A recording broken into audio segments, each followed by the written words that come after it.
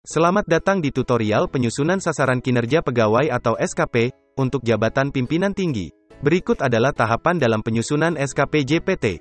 Pertama, menyesuaikan data SKP, mulai dari menentukan periode SKP sampai data identitas pejabat penilai.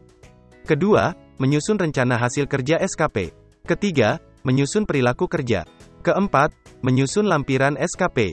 Terakhir adalah mengajukan target SKP. Untuk membuat SKP tahunan, klik tombol Buat SKP Tahunan. Akan muncul tampilan pilih periode dan jenis pegawai. Untuk penyusunan SKP pada tahun ini, dibuat dengan periode per tahun, bukan per semester.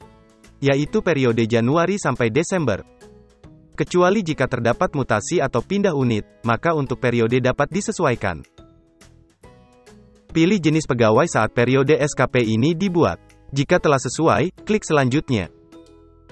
Selanjutnya akan tampil daftar penilai seperti tahun-tahun sebelumnya. Terdapat 3 jenis penilai yaitu atasan langsung, pejabat penilai, dan atasan pejabat penilai.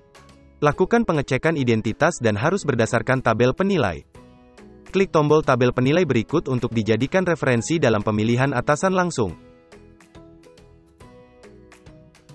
Apabila terdapat data yang tidak sesuai atau kosong, bisa dilakukan penyesuaian dengan klik tombol ubah, kemudian lakukan penyesuaian untuk pejabat penilainya.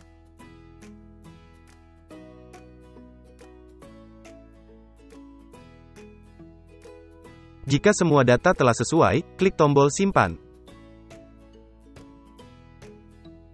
Selanjutnya akan muncul daftar SKP terbaru untuk periode Januari-Desember tahun 2022 dengan status SKP belum diajukan. Klik periode SKP untuk melihat detailnya. Pada bagian rencana hasil kerja ini, terdapat rencana hasil kerja utama dan rencana kerja tambahan. Rencana hasil kerja utama adalah hasil kerja yang mencerminkan tingkat prioritas tinggi.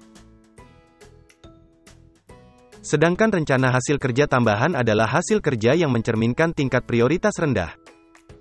Untuk rencana hasil kerja tambahan, dibatasi untuk 3 rencana tambahan saja. Untuk JPT atau Eselon 2, rencana hasil kerja utama akan terisi otomatis berdasarkan Perkin. Mulai dari rencana hasil kerja, indikator kinerja individu, target, dan perspektifnya.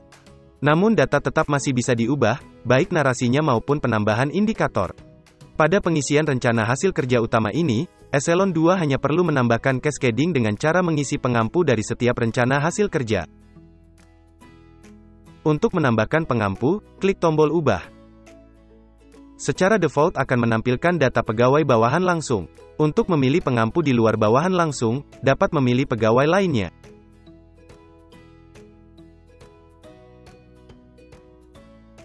Untuk memilih pengampu, klik nama pegawai. Maka nama pegawai yang diklik akan masuk dalam daftar pengampu atau PIC yang dipilih. Selanjutnya klik tombol simpan. Maka akan muncul daftar pengampu yang tadi telah dipilih. Selanjutnya pilih pengampu untuk setiap rencana hasil kerja utama yang lain.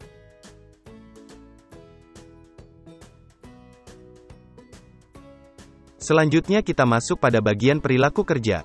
Perilaku kerja ini berdasarkan nilai dasar ASN, yaitu berakhlak. Merupakan panduan perilaku pada setiap nilai perilaku kerja. Untuk pengisian ekspektasi, dapat dilakukan oleh atasan langsung setelah pegawai mengajukan SKP-nya. Pengecualian untuk JPT atau Eselon 2, ekspektasi perilaku dapat langsung diisi pada saat menyusun perencanaan SKP. Di sini terdapat contoh pengisian ekspektasi. Dapat langsung dikopi dengan cara klik tombol copy contoh, atau bisa diisi sendiri. Untuk pengisian ekspektasi ini sifatnya tidak wajib. Apabila ada, dapat diisi sesuai dengan panduan perilaku. Klik tombol simpan untuk menyimpan ekspektasi perilaku yang sudah diisi.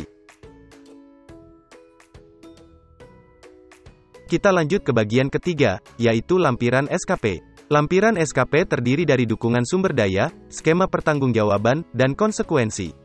Dukungan sumber daya merupakan dukungan yang diperlukan untuk dapat mengerjakan rencana SKP secara maksimal.